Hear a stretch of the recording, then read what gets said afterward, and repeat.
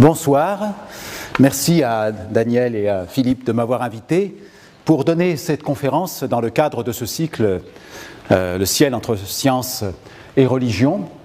Et je vais m'intéresser ce soir plus particulièrement au cosmos de l'islam. C'est un thème très vaste que j'aborderai essentiellement selon trois axes. J'essaierai de vous expliquer comment la problématique théologique de la cosmologie se pose dans le monde musulman à partir des textes sacrés, fondateurs de l'islam, du Coran. Ensuite, je tenterai de donner quelques exemples de la façon dont ces textes ont été compris au cours de l'histoire de la pensée musulmane, essentiellement pendant ce qu'on appelle la grande période de la pensée musulmane, ou le Golden Age, l'âge d'or de la pensée musulmane, sous le califat abbasside. Et puis maintenant, on se rend compte que cette réflexion a duré aussi pendant la montée en puissance des Ottomans. Donc sur une période qui va du 9e siècle de l'ère chrétienne, fin du 8e siècle, 9e siècle de l'ère chrétienne, jusqu'au 16e siècle. Et puis, pour finir, j'essaierai de vous faire part de quelques préoccupations par rapport à la situation de cette réflexion dans le monde musulman contemporain, en particulier parce que ce monde musulman contemporain est travaillé par toutes sortes de forces, d'idéologies qui nuisent, me semble-t-il, malheureusement, à une réflexion sereine sur les rapports entre science et religion. Quand on parle de l'islam, de la pensée musulmane, il faut commencer toujours par le commencement, et le commencement, pour les musulmans, c'est la révélation du Coran, qui est le miracle fondateur de l'islam. De même que le christianisme repose sur un événement singulier, l'incarnation, Jésus le Christ qui est le Fils de Dieu, qui est Dieu fait homme et parfaitement Dieu, ça c'est le dogme de l'Église catholique. De même pour les musulmans, l'islam repose sur un événement miraculeux qui est la révélation de la parole de Dieu, faite livre, un livre dans une langue humaine, l'arabe de la péninsule arabique de l'ère du 7e siècle de l'ère chrétienne. Et cette langue donc devient une langue divine qui est audible, prononçable, intelligible par l'être humain. Et la preuve de cette origine divine est ce qu'on appelle la beauté du texte, l'insupérabilité linguistique du texte, le fait que cette langue ne peut être dépassée par aucun poète parce qu'elle est d'une beauté fulgurante. Et ce texte coranique, donc révélé pendant une vingtaine d'années au prophète Mohammed, le prophète de l'islam, entre 612 et 632, date de la mort du prophète, ce livre parle de beaucoup de choses, il mélange les différents genres littéraires, là où la Bible juxtapose les genres littéraires, l'histoire sainte, la poésie, les dispositions juridiques, etc. Dans le Coran, tout est de façon très mystérieuse mélangé, et ce qui ressort de la lecture du Coran en particulier, c'est une description du monde, ou des mondes, parce que le Coran décrit également les mondes paradisiaques, les mondes infernaux, mais il décrit aussi et surtout notre monde, les phénomènes naturels, avec beaucoup de précision, les phénomènes qui étaient observés dans le désert à cette époque, les montagnes, le désert, les nuages, la végétation qui meurt et qui renaît, les animaux qu'on rencontre à cet endroit, le ciel, évidemment, très beau dans le désert, comme vous pouvez l'imaginer, le soleil, la lune, les étoiles. Et le Coran donc décrit ces mondes et appelle au savoir. Il appelle à faire preuve d'intelligence pour lire le monde et y voir les signes du Créateur, les signes de Dieu. Et cette démarche d'investigation du monde se mène à travers ce que le Coran appelle la réflexion ou la méditation. Donc je mets quelques-uns des mots arabes qui sont utilisés dans le texte. Alors c'est une translittération de l'arabe avec un code qui est utilisé par les islamologues. Et donc en regardant le monde, on doit être capable d'y lire les signes de Dieu. Très rapidement, dans l'histoire de l'islam, dans la pensée musulmane, est apparue la doctrine des deux livres. Doctrine des deux livres qui existe aussi d'ailleurs dans la pensée juive et dans la pensée chrétienne. Les deux livres sont le livre de l'existence et le livre de la révélation. Les deux livres sont créés par la parole de Dieu, puisque pour les monothéistes, juifs, chrétiens et musulmans, le monde a comme origine la parole de Dieu, un ordre divin. Dieu dit à une chose soit, kun, c'est dans le texte du Coran, et la chose est. De même, le texte coranique est révélé au prophète sous la forme d'un ordre. L'ange Gabriel se présente au prophète et déploie devant lui un rouleau, c'est ce que raconte la tradition. L'ange dit au prophète « lis » et le prophète lit. Et le livre du monde, comme le livre de la Révélation, montre les versets ou les signes, c'est le même mot en arabe, ayat, qui permettent de remonter de la lecture du monde ou du livre à la connaissance de Dieu. Donc il y a un certain parallélisme qui est intéressant parce qu'il va s'agir de lire le livre du monde comme on lit le livre de la Révélation et de se promener dans la Révélation comme on se promène dans le monde. Quand on lit le texte du Coran, on voit que, à travers les différents passages où ces thèmes apparaissent, Dieu y est décrit comme le Créateur. Le Créateur, au même titre que sa description dans la Genèse, même s'il n'y a pas, en raison du caractère propre du Coran, un chapitre qui est consacré particulièrement au début du monde ou à la création. Dans la Genèse, évidemment, les premiers versets de la Genèse concernent la création. Ici, le texte est éclaté dans l'ensemble du Coran et il faut aller lire à droite et à gauche pour reconstituer le scénario. Mais essentiellement, le Coran se présente comme un rappel de vérités antérieures qui ont été révélées aux chrétiens et aux juifs auparavant, et on trouve le récit de la création du monde en 6 jours, puis le monde est dominé par l'installation du trône. Dieu n'a pas besoin de se reposer dans l'islam parce qu'il n'est pas fatigué par la création des 6 jours. Dieu crée le monde à partir de rien, c'est aussi quelque chose qu'on trouve dans la théologie juive et chrétienne, même s'il y a une hésitation parce que certains versets sont un peu ambigus à ce propos. Par exemple, Dieu se tourna vers le ciel alors que celui-ci était une fumée. Est-ce que cela veut dire qu'avant le ciel et la terre, il existait déjà quelque chose ?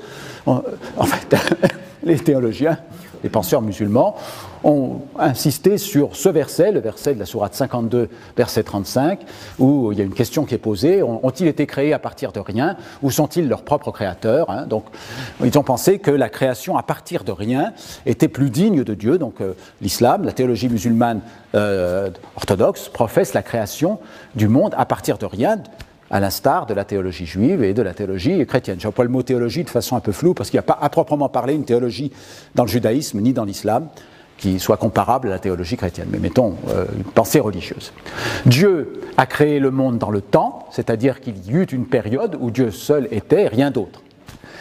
Donc on trouve des motifs qui sont très voisins de ce qui se passe dans le judaïsme et dans le christianisme. Il y a cependant une différence, c'est ce que l'islam appelle le renouvellement de la création, tajdid al-khalq en arabe, qui apparaît à plusieurs reprises dans le texte coranique. Le monde n'est pas autosuffisant, Dieu lui donne l'être pour l'amener à l'existence, mais Dieu ne cesse de donner l'être au monde. Si Dieu retirait ce don au monde, le monde tomberait immédiatement dans le néant d'où il est sorti. Donc il y a une intervention constante de Dieu pour maintenir le monde dans l'existence. C'est une intervention de nature métaphysique, c'est le don de l'être, c'est de nature ontologique on dirait, c'est le don de l'être au monde qui maintient le monde dans l'existence. Si Dieu décidait de retirer l'être, le monde ne pourrait pas subsister, il tomberait immédiatement dans le néant. Donc on a cette vision d'une création à partir de rien, d'autre en tout cas que le projet que Dieu avait pour le monde, et cet acte métaphysique du don de l'être au monde, qui est un don constant. Dieu est présent, il est présent à travers cet acte du don, et si le don cessait, le monde retomberait dans le néant.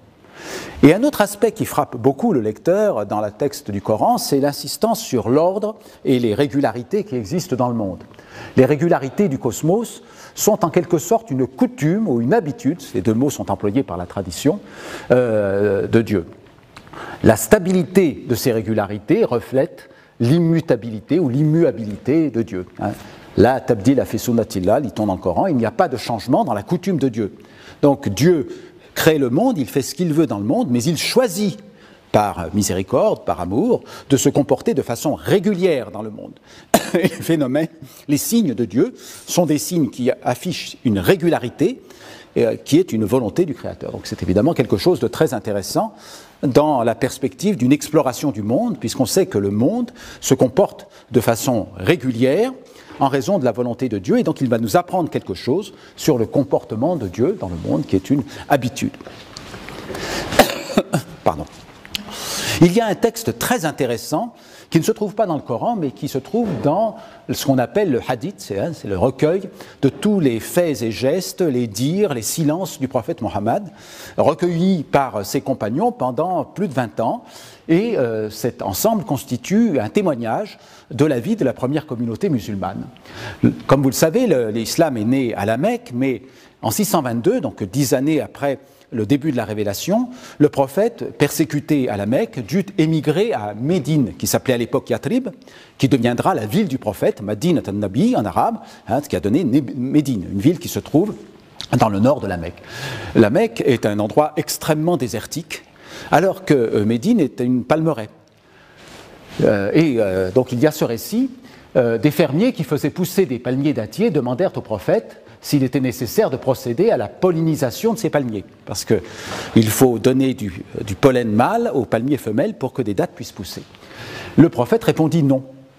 Et donc les fermiers suivirent son conseil. Ils se plaignirent alors des mauvaises récoltes. Le prophète répondit qu'il était seulement un homme comme eux. Il dit « Vous êtes plus savants que moi dans les affaires de votre monde ». C'est un texte très important qui montre qu'il y a un domaine de la connaissance qui est neutre du point de vue religieux. Il n'y a pas d'enseignement religieux à ce propos. Vous êtes plus savants que moi dans les affaires de votre monde. Il y a un domaine dans lequel la religion n'a rien à dire, un domaine qui est neutre par rapport aux enseignements rituels ou éthiques de la révélation. Donc c'est un champ de liberté pour la connaissance religieuse. Ce champ de liberté sera exploré, on va le voir tout à l'heure, par les savants musulmans, mais la réflexion sur l'articulation entre la science et la religion s'est poursuivie quand la pensée musulmane a rencontré la philosophie grecque, surtout la philosophie d'inspiration aristotélicienne et néoplatonicienne. Et cela a provoqué une crise qui a duré plusieurs siècles avec deux grandes figures que je veux citer ici, avant de voir comment la pensée musulmane plus scientifique a abordé la question. Donc deux grands philosophes qui sont connus du monde latin, Al-Ghazali, en latin Al-Ghazal, et Ibn Rushd, en latin Averroès. Ils ont vécu à deux endroits différents, Al-Ghazali à Bagdad, Ibn Rushd à Cordoue, en Andalousie, et à deux siècles différents, puisqu'il y a à peu près, comme vous le voyez, un siècle qui les sépare. Pour l'un comme pour l'autre, la certitude rationnelle est rendue possible par don divin. Ils sont en cela éminemment cartésiens.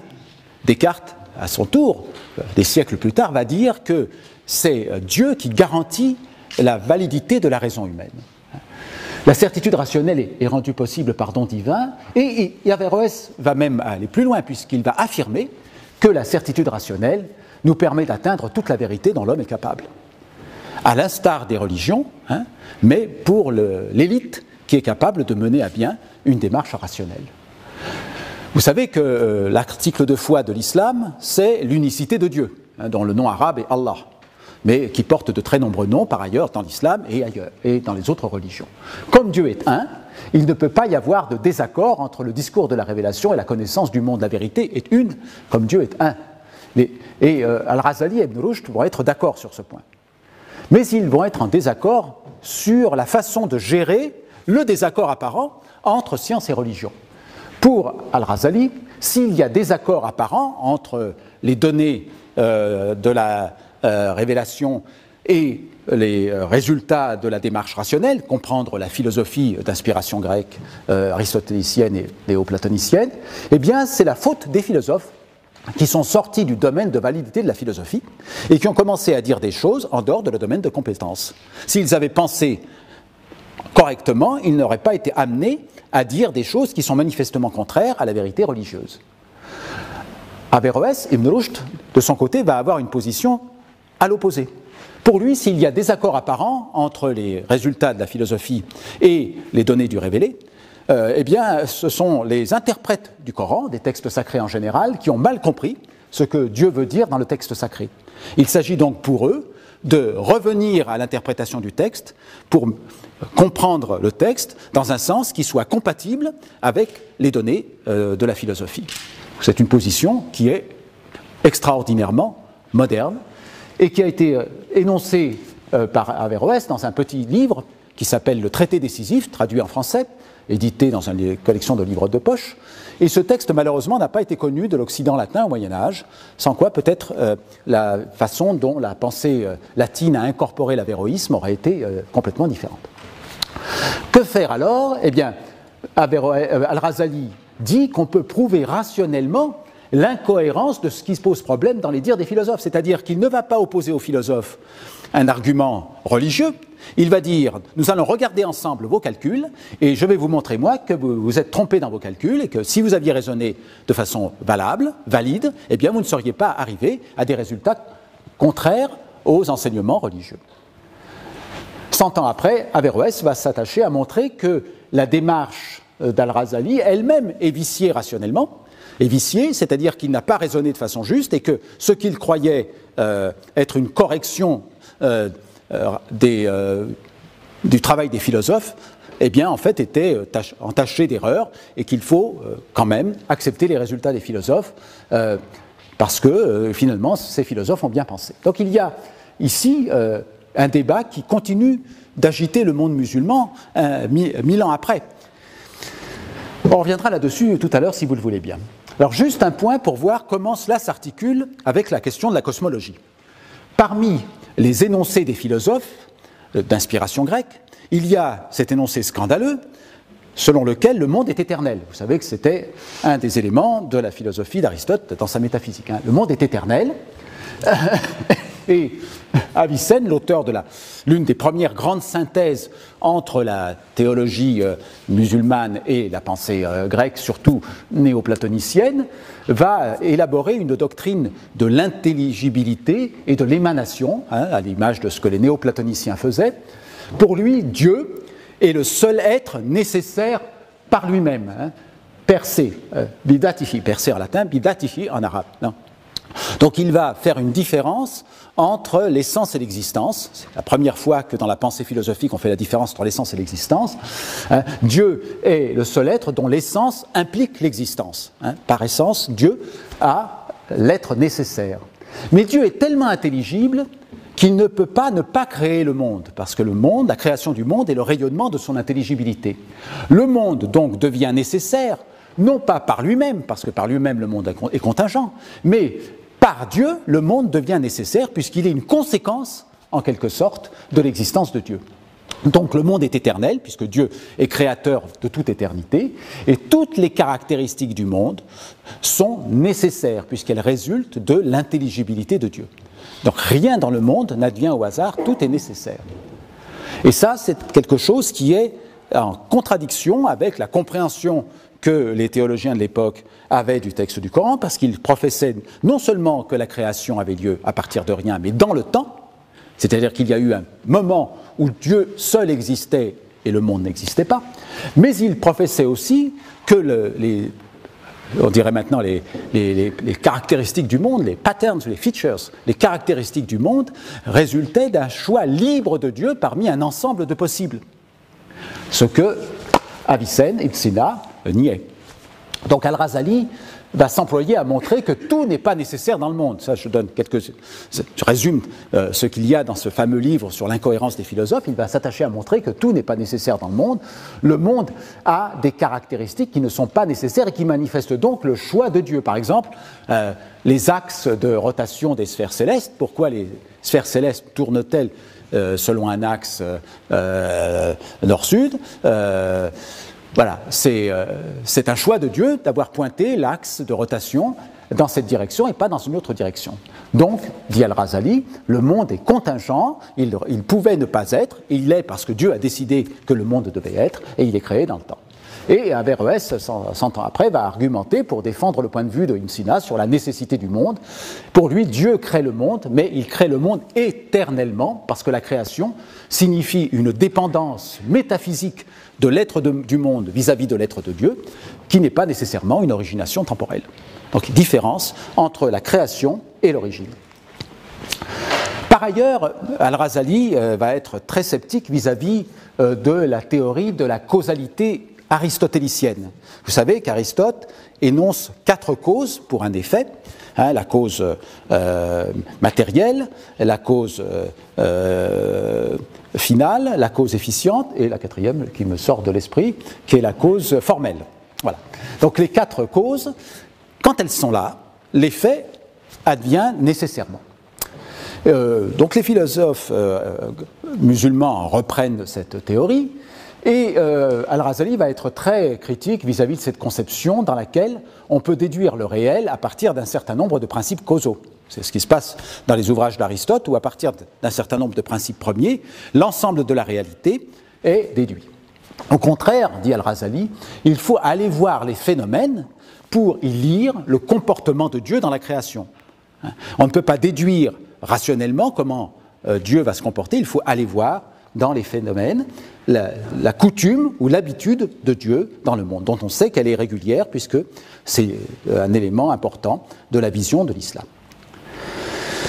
Alors, vous voyez le contexte philosophique et théologique dans lequel les musulmans vont découvrir la science grecque à partir du califat abbasside, avec cet événement qu'on appelle les traductions.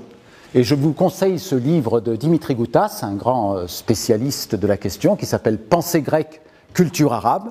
Ce livre a été traduit en français, je crois, récemment. Dimitri Goutas dit quelque chose comme, voilà la citation que j'ai écrite ici, « Le mouvement de traduction du grec à l'arabe à Bagdad constitue vraiment une phase essentielle de son époque, à tous égards, dans le cours de l'histoire humaine. Elle est égale en signification à et appartient au même genre que, dirais-je, l'époque de l'Athènes de Périclès, la Renaissance italienne ou la révolution scientifique des XVIe et XVIIe siècles. » Donc Dimitri Goutas est l'un de ceux qui contribuent à réécrire l'histoire de la pensée humaine en intégrant pas simplement une vision européocentrique, mais une connaissance d'autres aires culturelles qui ont contribué à l'élaboration de la pensée humaine avant la Renaissance et la période moderne. Que s'est-il passé ? Presque tous les textes grecs non littéraires ont été traduits en arabe pendant la première période du califat abbasside, depuis Al-Mansour, le deuxième calife abbasside et fondateur de Bagdad, en passant par Al-Mahdi, qui était son fils ou son petit-fils, et Al-Mamoun. Donc là, il y a 5 générations, donc on a 3 califes sur 5 générations, il y a 2 autres califes intermédiaires, donc dans une période qui a duré moins de 100 ans. Et c'est un événement absolument considérable, que Dimitri Goutas étudie avec beaucoup de détails, et on peut se poser la question de l'intérêt soudain pour le texte arabe, pour les textes grecs. Dimitri Goutas montre qu'il y avait de nombreuses raisons pour cet intérêt, des raisons politiques, parce que le calife Al-Mansour, qui était le fils de celui de Safar qui avait provoqué le changement de dynastie, on était passé de la dynastie des califes omeyyades à la dynastie des califes abbassides, avec une lutte civile extrêmement violente, eh bien Al-Mansour a voulu récupérer l'idéologie des Perses sassanides, et donc il a récupéré cette appétence pour les connaissances qui était l'apanage des Persans contre les Arabes. Ensuite, il y a eu la question de la polémique avec les chrétiens.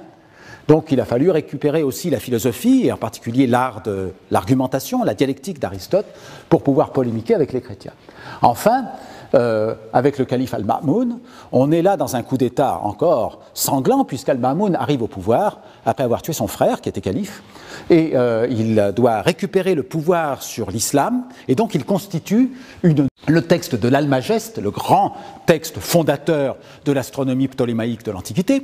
Ce texte est émaillé d'erreurs, parce que Ptolémée ne refaisait pas les calculs qu'il empruntait à ses prédécesseurs. Donc il citait des valeurs numériques erronées qui traînaient dans la littérature sans refaire les calculs.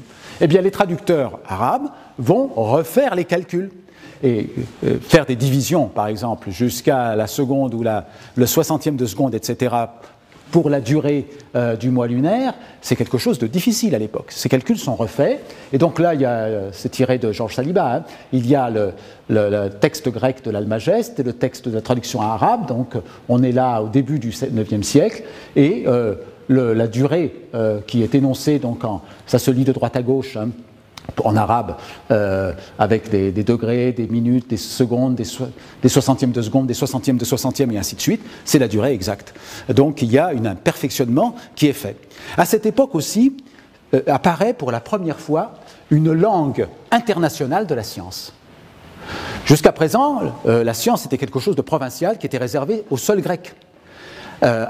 Les chrétiens de langue grecque ne s'intéressaient pas à la science. Vous savez même que l'école d'Athènes a été fermée par les empereurs byzantins. Et là, brusquement, des gens de tous horizons, parlant une langue scientifique commune, l'arabe, vont commencer à s'intéresser à des questions scientifiques. Donc, non seulement des musulmans d'origine arabe, perse ou autre, mais aussi des juifs et des chrétiens de langue arabe vont avoir à leur disposition une langue qui va être la langue commune pour parler de questions scientifiques. Et cette langue va devoir faire l'acquisition d'un certain nombre de termes techniques pour traduire d'abord les termes grecs et ensuite pour traduire des termes dont l'usage apparaît avec le développement des sciences. Donc on voit déjà se mettre en place un certain nombre d'éléments qu'on va retrouver dans la science dite moderne, une langue internationale, une terminologie technique, il va y avoir aussi la constitution de centres qui vont permettre à ces savants d'échanger. L'autre point important dont j'ai déjà parlé, c'est l'importance de l'observation.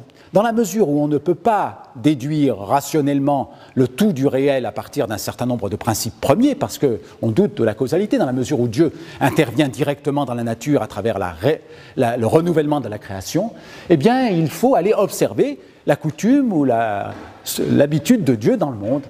Et donc, aller observer, d'où l'importance des développements instrumentaux, le perfectionnement de l'astrolabe qui devait exister avant, donc voilà, vous voyez, Al-Fazari, mort en 806, les observations astronomiques, le fait que chaque étoile devient un phénomène en soi, un signe qu'il va falloir identifier, repérer dans le ciel, et à qui on va donner un nom. Donc vous savez que la plupart des noms des étoiles proviennent de l'astronomie arabe. Amélioration des données astronomiques, à travers une série d'observations qui vont durer pendant des décennies et des décennies, et sur cette base, une réévaluation des paramètres du modèle de Ptolémée, qui ne sont pas simplement vérifiés à travers les traductions, mais qui sont améliorés, puisque les astronomes arabes bénéficiaient d'une base temporelle beaucoup plus longue que celle que Ptolémée avait utilisée pour pouvoir ajuster les paramètres libres de son modèle. Là, on est sur plusieurs centaines d'années en plus. Cette entreprise va durer à peu près une centaine d'années jusqu'à ce qu'arrive cette figure Ibn al-Haytham, qui est vraiment un tournant dans la pensée scientifique musulmane, dont vous avez peut-être entendu parler. C'est un des rares noms de savants musulmans qui se trouvent dans les manuels scolaires en Europe. Ibn al-Haytham va fonder l'optique moderne à travers la théorie de l'intromission. Parce que vous savez que Aristote, et donc tous ceux qui ont suivi, favorisaient ce qu'on appelle la théorie de l'émission pour la vision. Il pensait que l'œil possédait un rayon qui allait chercher les images et qui ramenait les images vers l'œil. Donc il y avait, regardez, c'est très fréquent dans la littérature de toutes ces époques-là où on parle du regard qui revient en portant avec lui l'image de l'objet observé. Ibn al-Haytham va raisonner et dire donner des arguments en disant que c'est pas possible, qu'on ferme les yeux, on ouvre les yeux, il y a les étoiles lointaines, comment le regard peut-il aller aussi loin, etc. Et il va favoriser l'idée que les objets émettent des rayons de lumière et que ces rayons de lumière rentrent dans l'œil où ils rejoignent donc la sensibilité de l'œil. Donc c'est la théorie de l'intromission qui s'oppose à la théorie de l'émission qui avait duré pendant 15 siècles auparavant. Il va développer sur cette base-là des expériences d'optique comme la caméra obscura, le fait que quand on est dans une chambre noire et qu'on perce un petit trou, on voit l'image apparaître parce que justement la lumière se propageant en ligne droite, il y a les rayons qui font l'image inversée sur le mur de la chambre noire. Il va aussi sur cette base jeter les bases de la compréhension du processus de formation de l'arc-en-ciel dans les gouttes d'eau à travers les réfractions et les réflexions à l'intérieur de la goutte d'eau, parce que, évidemment, avec l'idée que les rayons de lumière voyagent en ligne droite. Et il va écrire un texte qui est le texte fondateur, le tournant de la pensée musulmane scientifique, les doutes sur Ptolémée, Shukuk ala Batlamius, qui résume les problèmes théoriques et les incohérences du modèle de Ptolémée. Parce qu'après 150 ans d'amélioration ou 200 ans d'amélioration des observations, on s'est rendu compte à cette époque que le modèle de Ptolémée ne pouvait plus tenir et qu'il était de façon récurrente en désaccord avec les observations. Et ça, c'est la deuxième phase de l'astronomie musulmane, dans laquelle on ne va plus être dans une problématique d'amélioration du modèle de Ptolémée, mais dans la refonte complète du modèle et la création de nouveaux modèles avec à la fois un aspect théorique et un aspect observationnel. Alors l'autre grand nom qui apparaît, donc là on est déjà au XIIIe siècle, on n'est plus à Bagdad, on est déplacé vers l'Orient, c'est Nasir ad-Din at-Tusi, un grand mathématicien qui va fonder les bases de la trigonométrie sphérique, mais surtout inventer un dispositif mathématique qu'on appelle le couple de Tusi, qui permet d'avoir un mouvement linéaire comme combinaison de deux mouvements circulaires. C'est très intéressant parce que les astronomes musulmans, comme les astronomes grecs, étaient persuadés que le ciel devait se déplacer de façon, selon des mouvements circulaires uniformes. C'était vraiment un fondement de la physique d'Aristote, pas de l'astronomie de Ptolémée. C'est un fondement de la physique d'Aristote, et l'astronomie de Ptolémée, justement, à travers tout son système de rouage, d'épicycles, de déférents, violait cette idée des mouvements circulaires uniformes, en particulier avec l'écan. L'écan qui est un point de l'orbite, un point des cercles des orbites des planètes, autour duquel l'orbite a un mouvement circulaire uniforme et qui n'est pas le centre du cercle. Donc on se trouvait dans l'astronomie de Ptolémée avec des mouvements circulaires uniformes qui étaient uniformes par rapport à un point qui n'était pas le centre du cercle, ce qui est une aberration du point de vue de la physique d'Aristote. Donc, pour pouvoir restaurer cette physique des mouvements circulaires, eh bien, il fallait se débarrasser de l'écan, mais l'écan a été très utile du point de vue mathématique, comme artifice mathématique, et Tusi invente un autre artifice qui est beaucoup plus élégant du point de vue mathématique, puisqu'il permet d'avoir un mouvement rectiligne à partir d'une stricte combinaison de mouvements circulaires. Sur cette base, eh bien, il va y avoir Al-Din ibn Shatir, donc là on est encore 100 ans après, on est au XIVe siècle, à Damas en Syrie. Ibn Shatir écrit la quête finale concernant la rectification des principes, sous-entendu de Ptolémée, et il va complètement simplifier, il va reconstruire un modèle astronomique qui n'est plus le modèle de Ptolémée, où il n'y a plus d'équants, il n'y a plus d'excentriques, il n'y a plus tous les rouages que Ptolémée avait dû mettre en place, et il utilise le couple de Tusi qui lui permet de se débarrasser de ses adjuvants, et le modèle d'Ibn Shatir devient le premier modèle dont l'accord avec les observations était meilleur que celui de Ptolémée. Donc il y a un progrès qui s'est fait à ce moment-là du point de vue scientifique, même si, comme vous le savez, bien sûr, le modèle de Ibn Shatir, qui est un modèle géocentrique, ne correspond absolument pas à la réalité. Mais la réflexion théorique et le progrès des observations ont amené à cette révolution scientifique d'un modèle dont les prédictions sont meilleures que celles de Ptolémée. Et d'ailleurs, ces artifices mathématiques ont été repris par Copernic, comme le montre Georges Saliba dans cet autre livre, Islamic Science and the Making of European Renaissance, la science islamique et la fabrication de la Renaissance européenne. On pense, Copernic cite 5 astronomes arabes dans son De Revolutionibus, le livre sur la révolution des orbes célestes, qui est le livre fondateur de l'héliocentrisme. Il utilise le couple de Tusi et il représente même des figures avec des notations de lettres en latine, qui sont les équivalents latins des lettres arabes. Donc on pense qu'il a vu les manuscrits arabes, ou qu'il a vu des traductions des manuscrits arabes, et on s'interroge encore sur la façon dont ces manuscrits sont parvenus jusqu'à lui, parce qu'il y a des trous dans l'histoire de la pensée, et il y a de nombreux manuscrits qui attendent d'être lus, édités et travaillés dans les bibliothèques. Donc, Copernic est influencé par le modèle d'Ibn Shatir qu'il cite, il le cite avec des erreurs, donc il y a eu une influence considérable, et bien évidemment, il n'y a pas eu dans le monde musulman l'idée de l'héliocentrisme, mais il y a eu tout un appareillage mathématique qui va être utilisé par Copernic pour pouvoir reproduire les données, toujours avec des cercles. Parce que voilà, quand on a des cercles, on essaie de reproduire avec des cercles des mouvements qui sont en fait des ellipses, on a besoin d'un mouvement un petit peu rectiligne pour pouvoir compenser ça, et c'est justement le couple de Toucy qui va fournir cet adjuvant.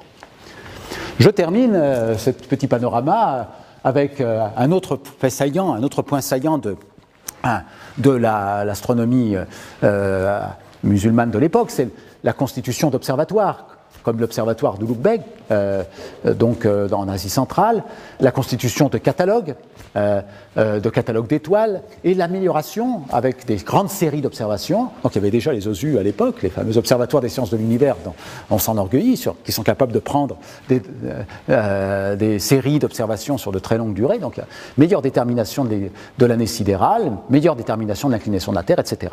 Donc on a la chance d'avoir à droite là une miniature représentant l'un des grands astronomes de l'époque, Ali Qujji, 1474, on est encore 100 ans après Ibn Shatir, qui lui-même était 100 ans après At-Tusi, et Ali Qujji, lui, défend l'idée de l'indépendance de l'astronomie par rapport à la philosophie. L'astronomie, pour lui, doit se construire à partir de ses propres ressources, donc d'observation et de théorie, et du coup, il est libéré de la physique d'Aristote, et il peut argumenter à propos de la rotation de la Terre en rejetant les arguments aristotéliciens traditionnels pour une Terre stationnaire. Vous savez, les fameux arguments selon lesquels, si la Terre était en mouvement, un oiseau qui s'envolerait de son nid ne serait plus capable de retrouver la branche parce que la Terre aurait voyagé pendant ce temps-là, pendant le temps de son vol.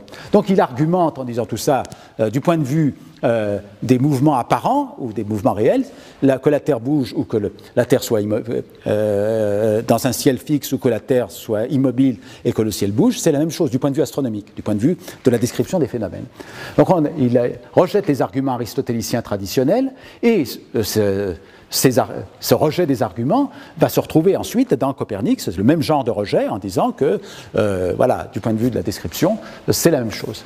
Donc là, je vous donne des références, Jamil Rajeb, qui est un historien des sciences ottomanes, et il fait des travaux, c'est tout récent, parce qu'on découvre ces manuscrits petit à petit. Alors là, vous voyez Ali Qujji, qui est en train de baiser la main du sultan, qui probablement est en train de demander un peu d'argent pour ses recherches. Ça n'a pas beaucoup changé depuis. Alors la question qui se pose, en 1474, 1543, la mort de Copernic, pourquoi n'y a-t-il pas eu un Copernic dans le monde musulman? Il y avait l'intérêt pour la science, il y avait les observatoires, il y avait la démarche théorique, il y avait le goût, l'accumulation des observations. Qu'est-ce qui s'est passé? Alors ça, c'est la grande question. L'historien des sciences Joseph Needham, spécialiste de la Chine antique, appelait ça la grande question. Joseph Needham, dans son livre sur l'histoire des sciences en Chine, dit la chose suivante. Au moins 2 fois dans l'histoire de l'humanité, l'humanité est arrivée, une ère civilisationnelle est arrivée à un stade qu'on pourrait appeler pré-Renaissance. Ça s'est passé il y a 2000 ans en Chine, et ça s'est passé il y a 600 ans ou 700 ans dans le monde musulman. Et le pas n'a pas été franchi. Pourquoi? Donc, il y a de nombreux livres qui ont été écrits sur le sujet. On ne va pas revenir là-dessus, c'est une question qui est très complexe. Et juste, je vous mentionne ce livre qui est paru récemment, d'un physicien suisse qui s'appelle David Cosandet, Le secret de l'Occident, vers une théorie générale du progrès scientifique, titre ambitieux. Et David Cosandet, dans ce livre, passe en revue l'ensemble des explications qui ont été proposées depuis des décennies pour expliquer la naissance de la science moderne pendant la Renaissance en Europe. Qu'est-ce qui s'est passé? Alors, parmi ces explications, il y a des explications multiples de nature religieuse. Ah oui, c'est le christianisme qui permet d'avoir, avec l'idée de l'incarnation, de penser que l'homme est capable de comprendre le monde. Ou alors c'est uniquement le protestantisme, pas le catholicisme. Ou c'est les langues indo-européennes qui sont capables de former des nouveaux concepts en agglomérant des anciens. Ou bien c'est le miracle grec. Si on dit le miracle grec, eh bien on ne donne pas d'explication, parce que si c'est un miracle, par définition, il n'y a pas d'explication. Ça, ce sont les explications de nature intrinsèque et des explications de nature extrinsèque sur l'accessibilité des ressources naturelles, etc. Cosandet propose à la fin de son livre son explication favorite, et il dit ce qui a fait la naissance de la science en Europe, c'est la géographie de l'Europe, qui est une géographie tout à fait particulière en raison de ses mers, de ses golfes, de ses péninsules, qui permettent la création d'États riches et stables, mais d'une multitude d'États qui sont donc dans un régime de compétition-collaboration, qui peuvent... les empires en Europe n'ont jamais duré, que ce soit l'empire romain ou Napoléon Ier. Les empires ne durent pas, donc il y a plusieurs États qui peuvent échanger quand même, parce qu'il y a des mers, il y a des montagnes, donc on peut faire du commerce, on peut échanger des idées, mais on ne peut pas imposer l'uniformité, et ça, c'est favorable au développement des sciences, et c'est ce qui s'est passé, c'est juste une affaire de géographie. Je vous propose ça comme une explication possible, mais bien sûr, le dossier est loin d'être fermé.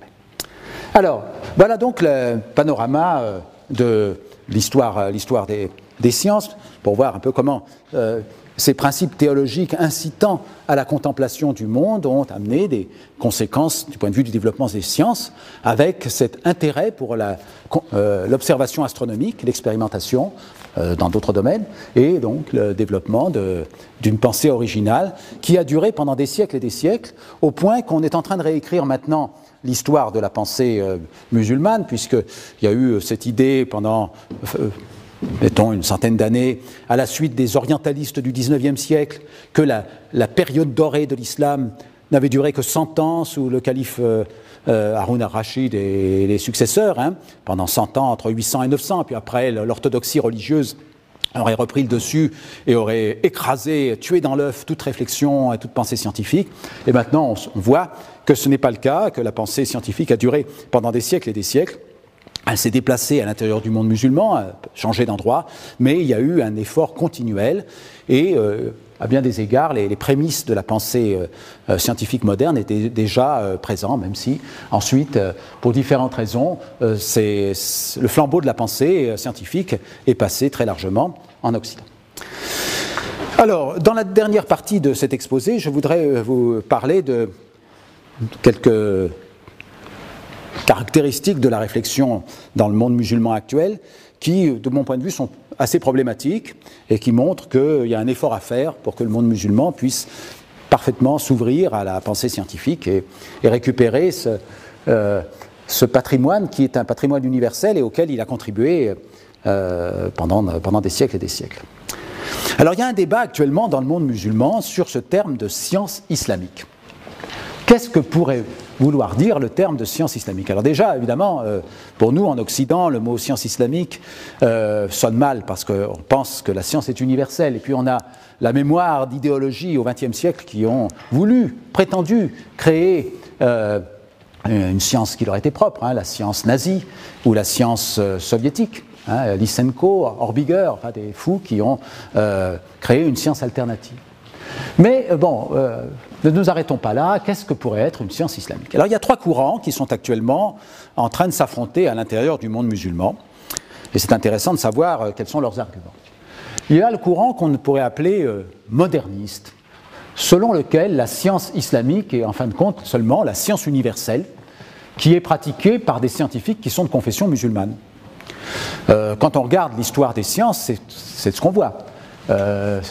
On voit que les scientifiques musulmans d'il y a 1000 ans étaient en échange constant avec les scientifiques d'autres religions qui travaillaient toujours en arabe, et qui vivaient à cette époque-là, et qui élaboraient un corpus commun. Et bon, ils étaient musulmans, donc ils avaient une vision du monde musulmane, une foi musulmane, ils croyaient en l'unité de la pensée humaine, c'est ce que j'ai dit, ils croyaient en l'unicité de Dieu, ils pouvaient intégrer tout ça dans une vision religieuse, mais leur pratique était une pratique standard et neutre d'un certain point de vue. Il y a un autre courant qui existe dans le monde musulman et qui est aussi très puissant, qu'on pourrait appeler le courant reconstructionniste. Alors vous savez qu'au cours du XXe siècle, en Occident, la vision héroïque de la science, selon laquelle la démarche scientifique est capable d'atteindre la vérité absolue, qui était le credo des positivistes, des scientistes au XIXe siècle, cette démarche a été fortement critiquée par un certain nombre de philosophes en Occident ou d'historiens des sciences. Citons Karl Popper, par exemple, Thomas Kuhn, Paul Feyerabend, Imre Lakatos et d'autres. Eh bien, les reconstructionnistes se sont alimentés à cette pensée philosophique occidentale pour dire que la vision des modernistes sur la science était une vision bien trop naïve, que bien évidemment la science est imprégnée de valeurs, qu'elle naît dans un contexte particulier, qu'elle est influencée par les pouvoirs politiques, idéologiques, etc., religieux, et que la science telle qu'on la pratique actuellement est avant tout une science occidentale qui s'est créée en Occident avec les enjeux de l'Occident et les intérêts de l'Occident. Donc il s'agit de reconstruire la science en prenant les éléments de la science qui intéressent le monde musulman, mais en reconstruisant la science pour incorporer les valeurs épistémologiques et éthiques de l'islam, et pour satisfaire les besoins actuels des sociétés musulmanes. Donc on est dans une vision postmoderne de la science, dans laquelle la science est avant tout une activité humaine, elle n'est pas une activité qui est neutre du point de vue des valeurs. Enfin, il y a un troisième courant qui est moins fort, mais que je mentionne pour être vraiment complet, qu'on appelle le courant pérennialiste, qui est très fort, surtout parmi les universitaires musulmans américains, selon lequel la science islamique, finalement, c'est la science que les musulmans devraient faire, parce que dans la science telle qu'on la pratique actuellement, eh bien, il n'y a pas grand-chose à récupérer. La science est trop intimement pénétrée par les valeurs ou les antivaleurs du matérialisme pour pouvoir être valablement importée dans le monde musulman. Donc les musulmans doivent abandonner la démarche scientifique et essayer de retrouver une perspective d'un savoir symbolique qui serait plus en rapport avec leur démarche spirituelle et l'harmonie de la nature. Donc là, on est plutôt dans une perspective qui a des résonances avec, mettons, une démarche anti-science ou critique vis-à-vis de la science, propre à, mettons, on pourrait dire au New Age d'un certain point de vue, ou bien à la pensée écologique ou anti-scientifique en tout cas. Voilà, donc ces trois courants s'affrontent. Je donne quelques visages ici. Voilà, là on est plutôt sur des modernistes. Abdus Salam et Ahmed Zewail sont les deux prix Nobel scientifiques musulmans. Il y a eu des prix Nobel en littérature, prix Nobel de la paix, etc. Mais il y a deux prix Nobel scientifiques seulement. Abdus Salam, prix Nobel de physique, et Ahmed Zewail, prix Nobel de chimie. Abdus Salam est décédé il y a quelques années, Ahmed Zewail est toujours vivant. Donc, eux défendent cette idée que la science est un patrimoine universel et qu'il faut que la science islamique, finalement, c'est juste la science pratiquée par des savants musulmans. À gauche, on a un universitaire turc qui vit aux États-Unis, qui s'appelle Taner Edis, qui a écrit ce livre qui s'appelle « Science et religion en islam, une illusion d'harmonie ». Lui est très critique vis-à-vis d'une possible paix entre science et religion en islam. Il pense, comme d'ailleurs les orientalistes du siècle dernier ou du siècle d'avant, que l'islam est fondamentalement opposé à la démarche scientifique et que l'harmonie ne peut être que transitoire ou illusoire. Donc là, on est dans une position d'un fort modernisme anti-religieux. De l'autre côté, il y a Nidal Gessoum, qui est astrophysicien et un professeur à l'université américaine de Sharjah, qui lui veut restaurer l'esprit d'Averroès. C'est le sens de son livre qui est paru récemment en français et en anglais, justement en réhabilitant ce principe qui lui paraît de bon sens de le principe d'Averroès, selon lequel, une fois que la science a parlé, c'est à la philosophie, à la religion, de réinterpréter les textes fondateurs des religions pour qu'ils soient compatibles avec les données scientifiques. D'autres figures, ici, alors on est plus dans les reconstructionnistes ou les pérennialistes, Ziauddin Sardar, pakistanais qui travaille à Londres, qui a écrit de très nombreux livres, justement pour, dans le cadre d'un courant qui s'appelle le courant Ijmali, il a eu de nombreux disciples, faire rentrer dans l'islam un petit peu de la pensée postmoderne et s'imprégner donc de la pensée de Popper, de Thomas Kuhn, de Feyerabend et d'autres, et montrer que l'agenda qui est sur la table de la science islamique n'est pas celui qui est sur la table de la science occidentale. Il y a un autre agenda, il y a d'autres besoins, d'autres valeurs qui doivent être satisfaites par la science. Mehdi Golshani, lui, est un physicien qui travaille à Téhéran et qui essaie de faire une synthèse théologique.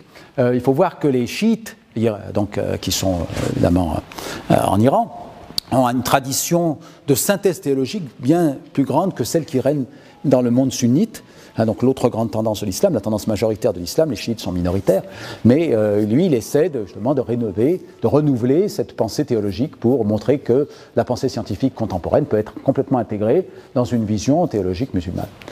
Et à droite, on a deux pérennialistes, Sayyid Hossein Nasr, que vous connaissez peut-être, c'est probablement le plus grand intellectuel musulman contemporain. Il est très opposé à la pensée scientifique qu'il voit comme responsable de la destruction du monde et de l'homme. Et donc, il a écrit de nombreux livres pour critiquer la pensée scientifique. Muzaffar Iqbal est un de ses lointains disciples, un Pakistanais qui est aussi très critique. Donc là, on est dans une position de principe, évidemment, qui n'a rien à voir avec la façon dont la science se pratique dans les laboratoires. Alors voilà donc un premier débat. Il y a un deuxième débat qui règne actuellement dans le monde musulman, c'est celui du commentaire scientifique du Coran, qu'on appelle en arabe tafsir ilmi, et du concordisme. Le concordisme, c'est l'affirmation selon laquelle les textes sacrés et les énoncés scientifiques parlent au fond de la même chose. Donc ils peuvent être soit en accord, soit en désaccord, puisqu'ils parlent de la même chose. Donc, s'ils parlaient de choses différentes, il ne pourrait jamais y avoir ni accord ni désaccord. Là, il y a un désaccord ou un accord potentiel, dans la mesure où ils sont sur le même terrain.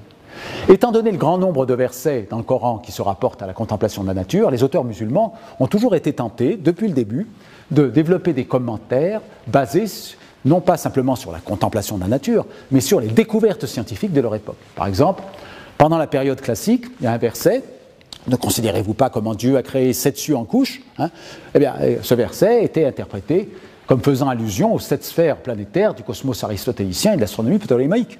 Pour un lecteur du Moyen-Âge, c'est évident. Ne considérez-vous pas comment Dieu a créé 7 cieux en couches, puisqu'il y avait 7 sphères planétaires. Bien évidemment, nous savons qu'il n'y a pas 7 sphères planétaires, donc cette interprétation était une interprétation erronée. Maintenant, il y a d'autres exemples. Le verset « Et nous avons construit le ciel avec force et nous l'agrandissons » est interprété par certains commentateurs comme faisant allusion à l'expansion de l'univers. Donc là, on est dans un type de commentaire concordiste. Et ça va même plus loin, puisqu'il y a ce qu'on appelle la doctrine de l'insupérabilité scientifique du Coran, al-Jaz ilmi. Alors, je vous rappelle que le Coran est considéré comme un livre miraculeux par les musulmans en raison de sa beauté. Ce qui prouve le miracle de l'incarnation pour les chrétiens, ce sont les miracles du Christ, et c'est sa résurrection. Ce qui prouve le miracle du Coran pour les musulmans, c'est la beauté de sa langue. Point final, la beauté de sa langue. Là, on est dans une évolution. Maurice Bucaille, donc chirurgien français, écrit en 1976 un livre qui a eu un succès mondial, qui s'appelle « La Bible, le Coran et la science », traduit dans pratiquement toutes les langues du monde musulman.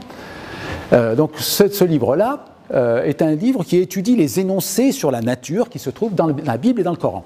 Sur les nuages, la météo, les étoiles, le soleil, la lune, etc. Et selon Bucaille, il y a des erreurs dans la description des phénomènes naturels dans le texte de la Bible, mais pas dans le Coran. Voilà. Alors, le Coran est arrivé quand même 1000 ans après la rédaction de l'Ancien Testament, de la Torah. Il est arrivé 1000 ans, puisque la rédaction de la Torah, c'est probablement 500 avant Jésus-Christ, plus ou moins. Là, on est 600 après Jésus-Christ, donc on est 1000 ans après. Bon, donc Bucaille conclut son livre en remarquant que ce fait est surprenant pour un texte du 7e siècle. Il n'y a quand même pas d'erreur dans ce qu'on sait de la nature. On parle des nuages de façon correcte, on parle des montagnes de façon correcte, etc. Plus tard, il déclara que c'était la preuve de l'origine miraculeuse du Coran. Eh bien, ce livre écrit par un chirurgien qui faisait de la science en amateur ou de l'exégèse en amateur a eu un succès phénoménal au niveau mondial, au point qu'il devient maintenant finalement un des arguments principaux de la théologie musulmane, et c'est quelque chose d'absolument catastrophique, parce que le dossier est d'une rare pauvreté, et il s'agit juste d'idéologie, avec l'incompréhension totale sur la nature des textes religieux, qui bien évidemment ne sont pas destinés à apporter des énoncés scientifiques, mais à apporter plutôt des mythes et des symboles. Le langage du mythos, ce qu'on appelle le mythos, porte des significations qui ne peuvent être exprimées autrement, c'est-à-dire dans le langage du logos, celui de la démonstration claire et articulée. Donc on est dans des mythes, ce qui ne veut pas dire que ce sont des choses négligeables, c'est une autre façon de parler de l'expérience humaine, mais on n'est pas dans des énoncés logiques, sinon le texte sacré ne sert à rien. Donc on est dans cette problématique-là. Est-ce que l'univers est venu à l'existence avec une immense explosion ? Deuxième ligne. Donc pour ce gars-là, qui a écrit le site, pas de Big Bang, l'univers a été créé de fumée. Donc pas de Big Bang. En revanche, on regarde le deuxième site le plus cité, sur Google, lui prétend qu'il y a le Big Bang. Le Big Bang est prévu dans le Coran. Donc vous voyez la confusion qui peut régner dans les esprits à ce niveau-là. Là, on a un troisième, qui est celui de Haroun Yahya, dont vous avez peut-être entendu parler, parce qu'il a fait scandale il y a quelques années en envoyant un atlas de la création à toutes les écoles françaises. Haroun Yahya est un créationniste dit de la vieille Terre, c'est-à-dire que pour lui, le Big Bang est OK, toute l'évolution cosmique et géologique, ça va bien, mais il n'y a pas d'évolution biologique. Voilà, donc la contradiction dans laquelle on est. Donc c'est un gros problème. On peut citer encore celui-là, Zarloul Andangar, un géologue égyptien, qui utilise des énoncés scientifiques pour faire de l'apologétique de bas niveau. Donc il y a un vrai problème, et il y a une compréhension qui manque, la différence entre création, origine, créationnisme. Pour la création, c'est une question théologique, c'est la relation du monde à Dieu. C'est un problème de théologie, la dépendance ontologique du monde vis-à-vis de Dieu. Ça peut être l'origination temporelle à partir du néant, donc le commencement absolu du monde, mais ça peut être aussi une relation de toute éternité. Donc la création, la doctrine de la création ne nous dit rien sur l'éternité ou la durée du monde. Elle parle d'une dépendance ontologique. En revanche, les origines, c'est une question scientifique. C'est la relation de ce qui est à ce qui était. La question des origines traite des causes efficientes et de l'origination temporelle d'états nouveaux à partir d'états précédents. Donc il ne faut pas confondre la doctrine de la création et la question des origines. C'est pour ça que normalement il ne doit pas y avoir de problème et que la démarche scientifique peut se développer librement dans une vision du monde où il y a la doctrine de la création, où il n'y a pas la doctrine de la création, mais c'est quelque chose qui est d'une autre nature, comme d'ailleurs l'abbé Georges Lemaître l'avait compris. L'abbé Georges Lemaître, vous le savez, c'est un des fondateurs du modèle du Big Bang, et il avait un petit peu corrigé le pape de l'époque, Pie XII, qui avait tendance à clamer que la théorie du Big Bang prouvait la vérité des Écritures. Non, le récit des Écritures, c'est un récit théologique, c'est un récit métaphysique, symbolique, et ça n'a rien à voir avec la question de l'origination temporelle des choses. Quant au créationnisme, qui est donc la lecture littérale des textes sacrés hors contexte historique, linguistique, symbolique, c'est ni de la théologie ni de la science.